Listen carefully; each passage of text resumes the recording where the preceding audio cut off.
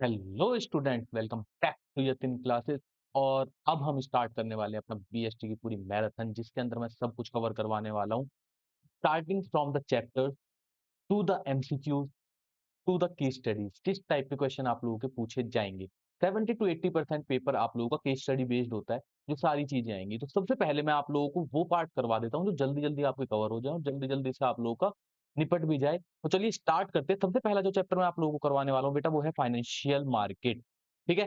Financial market is like stock market, आप लोगों ने सुना होगा। तो उसी के बारे में सारी चीजें बताऊंगा, कौन कौन से इंपॉर्टेंट टॉपिक इस चैप्टर से आप लोगों को करने हैं। तो सबसे पहले बात करते हैं बेटा मीनिंग की। What is financial market? कह रहा है financial market is a market of creation and exchange of financial asset.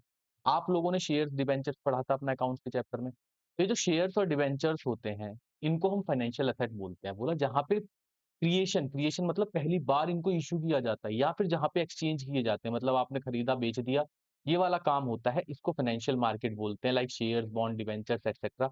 It helps in mobilising, saving and channelising them into most productive uses. For example मान के चलो आपके पास पैसा है, आप एक इंडिविजुअल है, आपने पैसा सेव किया, आपने जाके उसे इन्वेस्ट कर दिया कहाँ पे? मार्केट के अंदर। तो हुआ क्या? आपकी सेविंग को मोबिलाइज करवाया एक अच्छे से अच्छे यूज के अंदर, है ना। आपकी सेविंग को जो है मोबिलाइज करवा के एक अच्छे यूज में, प्रोडक्टिव यूज के अंदर इन्होंने करवा दिया। दैट इज फाइनेंशियल मार्केट, जो हेल्प करता है। It help to link the saver and investor. मैंने बताया ना, सेवर को और इन्वेस्टर को लिंक करवाने में जो हेल्प करता है, वो कौन होता है बेटा? Financial market. अब देखो, आपके पास पैसा है, आपको शेयर खरीदने हैं, आपको किसी के थ्रू तो खरीदना पड़ेगा, वो कौन होगा? Financial market. आप जाके वो शेयर खरीदोगे, किसी कंपनी का खरीदोगे, ठीक है। ये जो कंपनी है, ये इन्वेस्टर है और ये आप लोग हो। इन दोनों के बीच में, ठीक है, इन्वेस्टर मतलब जो कंपनी में इन्वेस्ट किया, इन्वेस्ट तो आप कर रहे हो यहाँ पे। आप लोगों के बीच में एक लिंक बनवा देता है कौन? Financial market. लाइक बैंक जैसे काम करता है, मैंने जाके बैंक में पैसा जमा करवाया, बैंक ने किसी और को लोन दे दिया।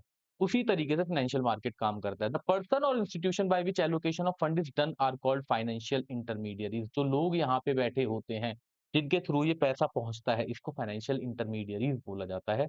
दे bring together borrower and lender and make funds available to those willing to pay for their use. कह रहा है बोरोवर को और लेंडर को एक साथ लेके आते हैं, भैया जिसको पैसा इन्वेस्ट करना है करो, जिसको चाहिए वो ले लो। तो एक बीच में एक मीडिएटर का काम कर देते हैं कौन? Financial market. आई होप आपको मीनिंग क्लियर हुई होगी। अब बात करते हैं कि फंक्शंस क्या है फाइनेंशियल मार्केट के। देखो, सबसे पहला फंक्शन मैंने आप लोगों को बताया, सेविंग को एक प्रोडक्टिव यूज में चला जाता है। आपके पास पैसा रखा हुआ है, गुल्लक में पैसा रखा हुआ है, क्या वो बढ़ रहा है? उसे मार्केट में लगाओ ना, इंक्रीज होगा तो आप लोगों को बेनिफिट होगा। कह रहा है financial market facilitate the transfer of saving from saver to investor, thus helps to channelize surplus funds into the most productive use। बहुत ही अच्छे यूज के अंदर वो पैसा यूज हो सकता है। दूसरा, फैसिलिटेटिंग प्राइस डिस्कवरी। कहता है helps in interaction of saver and investor, this helps to determine the prices of the financial asset such as share, debenture etcetera. आपको पता है, इकोनॉमिक्स में आप लोगों ने पढ़ा है कि किसी भी चीज की डिमांड और सप्लाई के साथ में ही उसके बेटा प्राइस डिटरमाइन होके आते हैं। आप डिमांड कर रहे हो, दूसरा बंदा सप्लाई कर रहा है, जहां डिमांड और सप्लाई इक्वल होते हैं वो प्राइस प्रिवेल करता है। उसी तरीके से क्या होता है फाइनेंशियल मार्केट के अंदर भी, यही होता है बेटा। जो सेवर्स होते हैं, जो इन्वेस्टर आके मिलते हैं, डिमांड और सप्लाई होती है फाइनेंशियल शेयर्स की और डिवेंचर्स की, उसी से उसके प्राइसेस डिटरमाइन होते हैं। तीसरा कह रहा है लिक्विडिटी प्रोवाइड करवाता है, liquidity which can convert into cash in a short time. ठीक है। आपको अपना शेयर बेचना है, एक बटन दबाने की जरूरत है, 3+2 डेज के अंदर आपकी ट्रांजेक्शन पूरी हो जाती है। तुरंत के तुरंत शेयर बेच सकते हो। आज के टाइम पे क्या है कि जैसे मान के चलो आपके पास बिल्डिंग है, बिल्डिंग को अगर आप बेचने के लिए जाओगे बेटा, बिल्डिंग बेचना बहुत मुश्किल हो जाता है, क्योंकि उसके लिए पहले बायर को ढूँढना है, उसको पसंद आए ना आए, बड़ी सारी दिक्कत है। यहाँ पे ऐसा नहीं है, यहाँ पे सब कुछ ऑनलाइन चल रहा है, बटन दबाना है, अपने आप मार्केट में बिकेगा, आपके पास पैसा आ जाएगा 1-2 दिन के अंदर, ठीक है। Financial market facilitate easy purchase and sale of financial asset. Financial asset क्या होते हैं बेटा? अगेन शेयर्स, डिबेंचर्स, बॉन्ड्स, ये सारे याद रखना। It provides liquidity to them so that they can be easily converted into cash whenever required। Clear हुए ये तीनों पॉइंट? पूरे के पूरे एक्सप्लेन कर दिया आप लोगों को। लास्ट है reducing the cost of transaction. Financial market provides valuable information about securities, this helps in saving time, efforts and money, and that it reduces cost of transaction. कह रहा है कि देखो, जैसे है कि आपको फाइनेंशियल मार्केट है ना, पूरी की पूरी आपको इन्फॉर्मेशन प्रोवाइड करवा देता है ना, आपको ढूंढने की जरूरत, सारी चीजें जाओगे एकदम तुरंत से पढ़ोगे, समरी बनी हुई है, उसी के हिसाब से आप अपनी ट्रांजैक्शन कर लेते हो। जो शेयर खरीदना है खरीदो, जो बेचना है वो बेचो। तो this is all about the function of financial market, क्या होते हैं ये भी बेस पढ़ाने के लिए जरूरी था। अब जो सबसे इंपॉर्टेंट चीज है, ये बहुत बहुत इंपॉर्टेंट है बेटा, मोस्ट मोस्ट इंपॉर्टेंट जो मैंने 2 टॉपिक इस चैप्टर से बताए हुए हैं आप लोगों को पिछली वीडियो में, उसका एक पार्ट है। सबसे पहला कितने तरीके के फाइनेंशियल मार्केट होते हैं? Financial market are of 2 types, एक होता है आपका मनी मार्केट, एक होता है आपका कैपिटल मार्केट। अब मनी मार्केट क्या होता है? मनी मार्केट में ऐसी सिक्योरिटीज़ का एक्सचेंज किया जाता है, ऐसी चीज़ों का एक्सचेंज किया जाता है जिसका टाइम 1 साल से कम का होता है। और कैपिटल मार्केट में उन सिक्योरिटीज़ का एक्सचेंज किया जाता है जिनका टाइम 1 साल से ज़्यादा का होता है। फॉर एग्जांपल शेयर्स खरीदे या डिबेंचर्स खरीदे या कंपनी ने बेचे, ये सारे के सारे कैपिटल मार्केट में होंगे। अगर वो 1 साल से कम की चीज़ें हैं, तो वो सारी की सारी जाती हैं मनी मार्केट में। तो पढ़ते हैं मनी मार्केट के बारे में। It is a market for short term funds, securities whose period of maturity is up to 1 year, ध्यान रखना। इसका मैच्योरिटी पीरियड कितना है बेटा? 1 साल का है। The major participants in money market are RBI, commercial bank, non banking financing companies, state government, large corporate house and mutual fund. इन सबको बोला जाता है कि मनी मार्केट के कौन? पार्टिसिपेंट्स, ध्यान रखना बेटा। ठीक है? ये लोग होते हैं जो यहाँ पे खरीदते या बेचते हैं। अब इसके जो अंदर के पॉइंट्स थे ना, चीज़ें क्या-क्या चीज़ें मनी मार्केट में ट्रेड होती है, वो सब आपके कोर्स से हट चुका है, तो इतना गहराई में जाने की ज़रूरत है नहीं। बस मनी मार्केट की आपको डेफिनिशन पता होनी चाहिए। अगला आता है कैपिटल मार्केट। कह रहा है it is a market for long term funds. कितने कौन से फंड्स होंगे? जो फंड्स 1 साल से ज़्यादा के हैं। क्योंकि 1 साल से कम वाले तो यहाँ पे चले गए। of equity are traded. It consists of development banks, commercial banks and stock exchanges. ठीक है? It can be divided into two part, primary और secondary. Primary और secondary को पढ़ने से पहले मैं इन दोनों के बीच का डिफरेंस आपको पढ़ाता हूँ, जो मोस्ट मोस्ट इंपॉर्टेंट आ जाएगा इन दोनों के बीच का डिफरेंस। फटाफट से देख लेते हैं डिफरेंस। देखो एक तरफ देखो आप लोगों को मैंने बेटा कैपिटल मार्केट दे रखा है, एक तरफ मनी मार्केट। इन दोनों के बीच में डिफरेंस क्या है? सबसे पहले पार्टिसिपेंट्स की बात करते हैं। कह रहा है इसके पार्टिसिपेंट्स है financial institution, foreign investors etcetera. इसके हैं आरबीआई, बैंक, फाइनेंशियल इंस्टीट्यूशन। कह रहा है इंस्ट्रूमेंट क्या है? इसके कैपिटल मार्केट के हैं इक्विटी शेयर, डिबेंचर्स, बॉन्ड। इसके क्या है? Treasury bills, trade bill, commercial paper, certificate of deposit. तो ये वाले सारे तो आपको पढ़ने नहीं है, बस आपको पता होना चाहिए कि इसके कौन-कौन से इंस्ट्रूमेंट होते हैं। तो बेसिकली कैपिटल मार्केट में शेयर, डिबेंचर्स, बॉन्ड्स वगैरह आते हैं। ठीक है? तीसरा कह रहा है यहाँ पे low value of security is less. Low value of securities is less. यहाँ पे high value of instrument is high. ठीक है? इंस्ट्रूमेंट्स की वैल्यू क्या होती है? हाई होती है। लाइक जैसे ट्रेजरी बिल की बात करूँ, मिनिमम ही 25,000 रुपए से स्टार्ट होता है। ठीक है? यहाँ पे कह रहा है कि लो वैल्यू जो है सिक्योरिटीज की वो बहुत कम होने के चांसेस, मतलब मान के चलो 10 रुपए का शेयर भी बिक जाता है। समझ में आ रहा है? अगर आप शॉर्ट टर्म में जाओगे ना, तो बहुत महंगी चीजें मिलती हैं।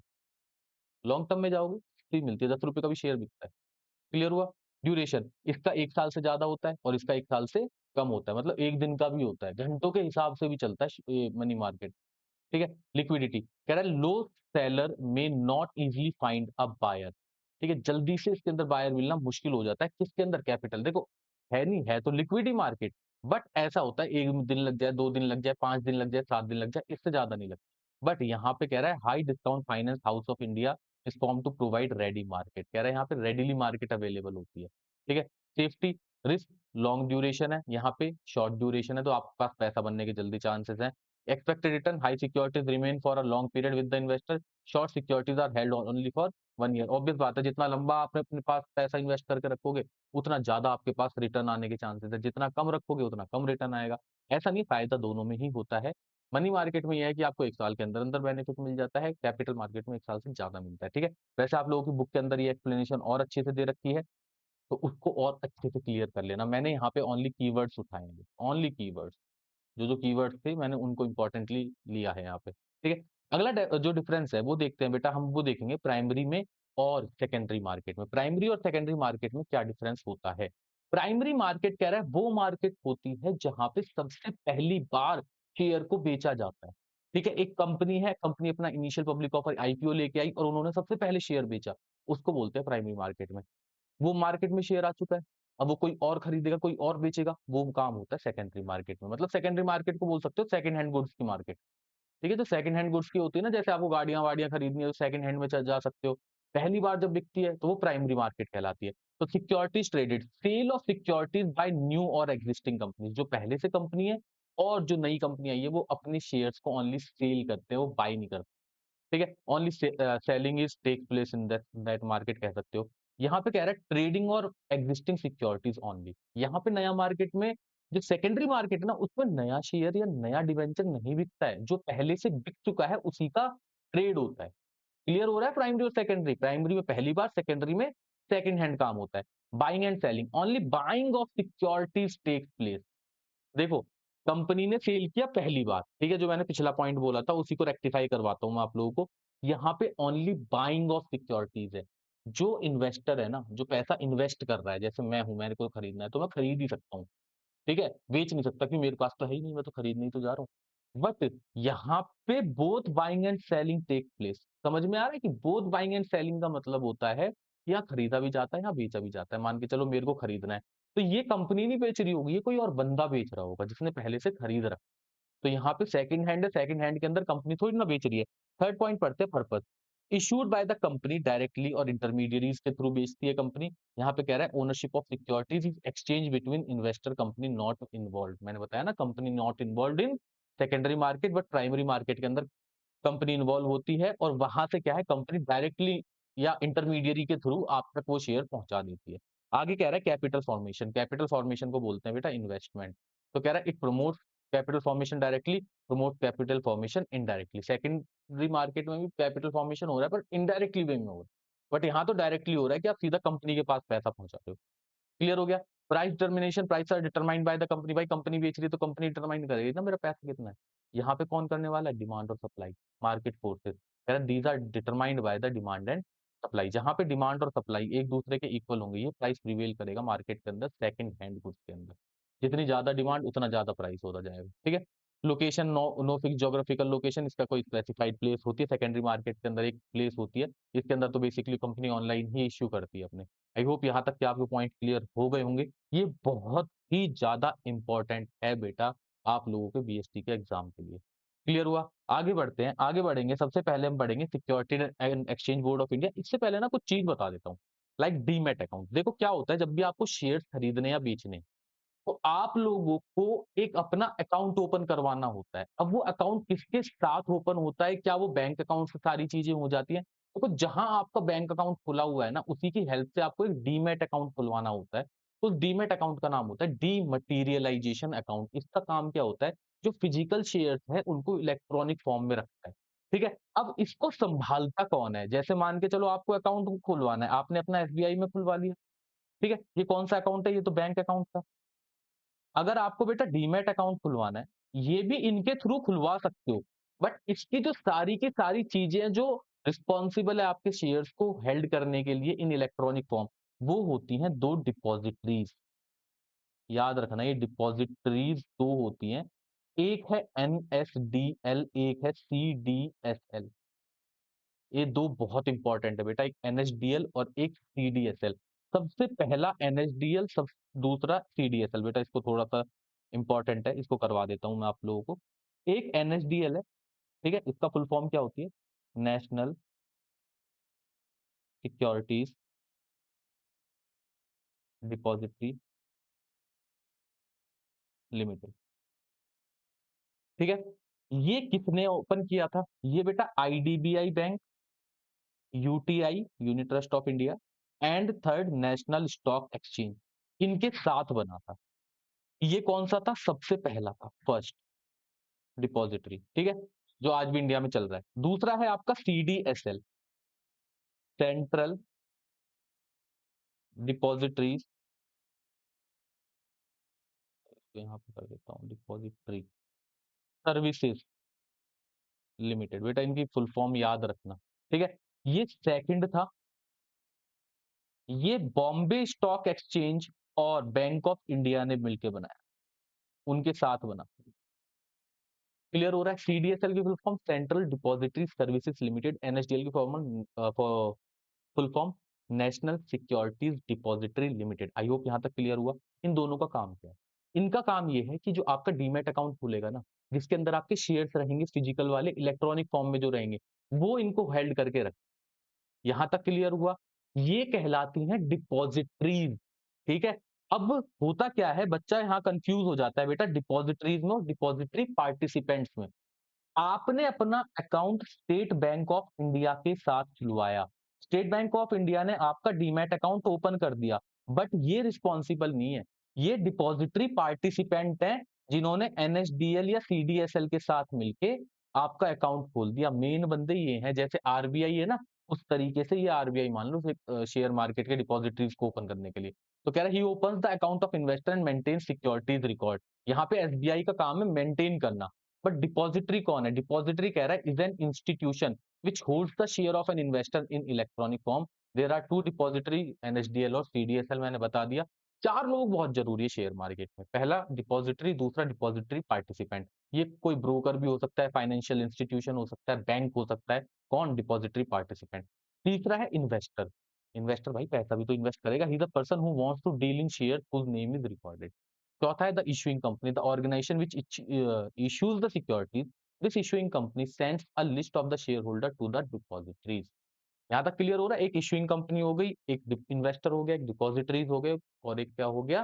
Depository participant. क्लियर हुआ? डीमैट वाला भी पूरा का पूरा रीड करवा देता हूँ। Demat account is abbreviation of dematerialized account. Demat refers to an account which an Indian citizen must open with the depository participant। कौन कौन है? बैंक है, स्टॉक ब्रोकर है, to trade in the listed securities in electronic form wherein one can hold share of various companies in dematerialized। डीमैटेरियलाइज्ड का मतलब ही क्या होता है? इलेक्ट्रॉनिक फॉर्म में रख सकते हैं। Access to demat account requires an internet password and transaction password. अगर आपको ओपन करना है, जैसे आप इंटरनेट बैंकिंग ओपन करते हो उसी तरीके से ओपन किया जाता है। Transfer and purchase of securities can then be initiated. Purchase and sale of securities on the demat account are automatically made once transaction is confirmed and completed। तो कह रहा है परचेज और सेल है ना, जैसे ही आप ट्रांजेक्शन करोगे वो सारा का सारा डीमैट अकाउंट ओपन करवा देता है, करवा देता है। ये सारा का सारा खेल होता है डीमैट अकाउंट। ठीक है, तो डीमैट का इंपॉर्टेंट है। डीमैट का फुल फॉर्म क्या है, क्या चीज है, किन के साथ ओपन होता है? But NSDL and CDSL are most most most important. I hope यहाँ तक क्लियर हो गया होगा आप लोगों को। अगला देखते हैं, लास्ट एंड इंपॉर्टेंट टॉपिक जो इस चैप्टर से बनता है, वो है securities and exchange board of India. तो एक इंडिपेंडेंट बॉडी है जो सिक्योरिटी मार्केट को संभाल के रखती है। जिस तरीके से आरबीआई आपने सुना है पूरा बैंकिंग सिस्टम संभालता है, ये है जो पूरे शेयर मार्केट को संभालता है, पूरा सिक्योरिटीज के मार्केट को संभालता है। कौन? सेबी। ठीक है, सबसे पहले सेबी की फुल फॉर्म देखते हैं। सेबी की फुल फॉर्म होती है securities and exchange board of India. This is SEBI. ये कब स्टैब्लिश हुआ था? कह रहे it was established by government of India on 12th of April 1988। बहुत इंपॉर्टेंट डेट है बेटा। as an interim administrative body to promote orderly and healthy growth of the securities market and for investor protection, it was given a statutory status on 30th January 1992। Statutory का मतलब होता है as per statue, मतलब as per कानून उसको जो मान्यता मिली थी वो बेटा 30 जनवरी 1992 को मिली थी। बट वो स्टैब्लिश कब हुआ था? स्टैब्लिश हुआ था 12 अप्रैल 1988, 1988 में। ये डेट याद रखना। ये एस्टेब्लिशमेंट का है, ये स्टैट्यूटरी स्टेटस का है। क्लियर है यहाँ तक? Through an ordinance which was later replaced by an act of parliament known as the SEBI act 1992। एक ऑर्डिनेंस पास हुआ था 30 जनवरी को, जब उसे स्टेटस मिल गया था, फिर एक एक्ट आया SEBI act 1992। It seeks to protect the interest of investor and new and second hand securities. कह रहा है कि इसका काम ही था कि जो शेयर मार्केट के अंदर बेचारा बंदा शेयर खरीद रहा है ना, उसके साथ कोई धोखाधड़ी ना हो, उसे प्रोटेक्ट करके चला जाए। सेबी जब बना उसने अपने कुछ ऑब्जेक्टिव्स रखे, उसके बाद कुछ फंक्शंस रखे। Functions are most most most most important. ध्यान रखना फंक्शंस का। सबसे पहले मैं आप लोगों को इसके ऑब्जेक्टिव्स करवा देता हूँ। तो ऑब्जेक्टिव्स की तरफ देखते हैं, what are the objectives of SEBI. तो सबसे पहला ऑब्जेक्टिव क्या है? To regulate stock exchange and securities market to promote their orderly functioning. Clear हो रहा है यहाँ तक? मतलब स्टॉक एक्सचेंज मार्केट जहां से शेयर खरीदे और बेचे जा रहे हैं ना, कि वो ऑर्डरली काम कर रहा है। ऐसा तो नहीं है कभी धोखाधड़ी हो रही हो, कभी बंद हो गए हो, लोगों का बेचारों का पैसा फंस गया हो। प्रोटेक्ट द राइट और interest of the investor. Investor के राइट्स को बचा के रखना है, अधिकारों को बचा के रखना है। माल प्रैक्टिसेस को बचाना है। माल मतलब ऐसा ना हो कि कोई इनसाइडर ट्रेडिंग हो रही हो। इनसाइडर ट्रेडिंग का मतलब क्या होता है? आपको पता चल जाए कि कोई कंपनी है, ये कंपनी कुछ डील करने वाली है, वो बहुत बड़ी डील होने वाली है, और आप 15 दिन पहले, 20 दिन पहले ये चीज पता चल जाए, आप क्या कर लोगे? 20 दिन पहले इस चीज खरीद लोगे। ठीक है, खरीद लोगे। जैसे ही कंपनी की डील हुई, उसका प्राइस बढ़ा, आपने उसे बेच दिया, आप प्रॉफिट कमा जाओगे। तो ऐसा ध्यान रखना है कि कभी ऐसा ना हो कि कंपनी की कोई इंटरनल इंफॉर्मेशन बाहर की तरफ आ रही है, और जिससे जो बेचारे इन्वेस्टर हैं सीधे साधे, उनके साथ धोखाधड़ी तो नहीं हो रही, कोई कंपनी करने वाली है। तो कह रहा है इस काम को भी करना है। आगे कह रहा है to regulate and develop a code of conduct and fair practices by intermediaries like broker merchant. तो सेबी क्या करता है? कोड ऑफ कंडक्ट बता देता है, भाई एक रूल्स एंड रेगुलेशन है, इस दायरे में तुम्हें काम करना है। इस दायरे से अगर बाहर जाके काम करोगे ना, तुम पे पेनल्टी लगेगी, तुम्हारे को जेल होगी। ठीक है, उस कोड ऑफ कंडक्ट के अंदर रह के ही आपको काम करना है। Code of conduct is like rules and regulation. ठीक है, क्लियर हुआ? These are the objectives of SEBI. अब बात करते हैं फंक्शंस की। बेटा फंक्शन 3 है। सबसे पहला है रेगुलेटरी, दूसरा है डेवलपमेंट और तीसरा है प्रोटेक्टिव। तीनों को लाइन वाइज़ बताता हूँ। सबसे पहले बात करता हूँ रेगुलेटरी फंक्शंस की। रेगुलेटरी मतलब रेगुलेट करके चलता है। क्या कह रहा है? कोई भी ब्रोकर या सब ब्रोकर है उसका रजिस्ट्रेशन करवाना है। कह रहा है कि कोई भी इन्वेस्टमेंट स्कीम है, म्यूचुअल फंड आते हैं ना, म्यूचुअल फंड है subject to the market risk. ठीक है? ये वाली जो आप लाइन आती है, तो कह रहा है म्यूचुअल फंड अगर कोई मार्केट में आ रहा है तो उसका रजिस्ट्रेशन करवाना स्टॉक एक्सचेंज में बहुत ज़रूरी है। Regulation of stock broker underwriter, कह रहा है कोई भी स्टॉक ब्रोकर है, कोई भी अंडरराइटर उनको रेगुलेट करके चलना है। आगे कह रहा है कि take over bids by company levying charges and fees for carrying out activities for this purpose. कह रहा है रेगुलेशन रखना है कि कोई भी कंपनी अगर शेयर बेच रही है, खरीद रही है, उनके ऊपर कोई क्या चार्जेस लगेंगे, क्या-क्या परसेंटेज चार्ज लगना है, इन सब चीज़ों को मतलब रेगुलेटरी का मतलब जैसे आरबीआई पूरे बैंकिंग सिस्टम को संभालता है ना, तो सेबी पूरे के पूरे स्टॉक मार्केट एक्सचेंज सिस्टम को संभालता है। Undertaking of inspection audit of stock exchange and intermediaries, जो भी इंटरमीडियरीज ब्रोकर्स बैठे हुए हैं, सब ब्रोकर्स बैठे हुए हैं, उनको टाइमली जा जाके ना उनका ऑडिट करता रहता है। ऐसा तो नहीं है कभी धोखाधड़ी कर रहे हो बेचारे जो हमारे भोले-भाले इन्वेस्टर्स हैं। क्लियर हुआ? ये तो हो गया रेगुलेटरी जो आरबीआई करता है जैसे बैंकों के साथ वैसे ही सेबी करता है। अब आती है बात किसकी? डेवलपमेंट की। डेवलपमेंट में क्या कह रहा है? सबसे पहले इंटरमीडियरीज को ट्रेनिंग देता है। किस तरीके से आपको शेयर मार्केट के साथ डील करनी है। ऐसा नहीं करना कि बेचारे पे ज़बरदस्ती प्रेशर डाल दो और किसी से कह दो इन्वेस्ट कर दो और वो बेचारा डूब जाए। तो पूरी ट्रेनिंग दी जाती है एक इंटरमीडिएरीज़ को। Conducting research and publishing information useful for the market participant. अगर आपको कुछ भी इन्फॉर्मेशन लेनी है आज के टाइम पे जाओ सारी चीज़ अवेलेबल है स्टॉक एक्सचेंज की साइट पे मिल जाएगी। तो कह रहा है कि रिसर्च करता है और पब्लिश करता है इन्फॉर्मेशन क्या-क्या आप लोगों के लिए इम्पोर्टेंट है। Undertaking measures to develop the capital market investor education. कह रहा है इन्वेस्टर को एजुकेट करने के लिए कई सारे देखो आज के टाइम पे चैनल्स भी बने हुए हैं जहाँ पे आपको न्यूज़ के अंदर बताया जाता है यहाँ पे इस कंपनी में इन्वेस्ट करना सही है, इसमें करना सही है। आपको पूरी की पूरी इन्फॉर्मेशन जो है वो आज के टाइम पे अवेलेबल है ऑनलाइन।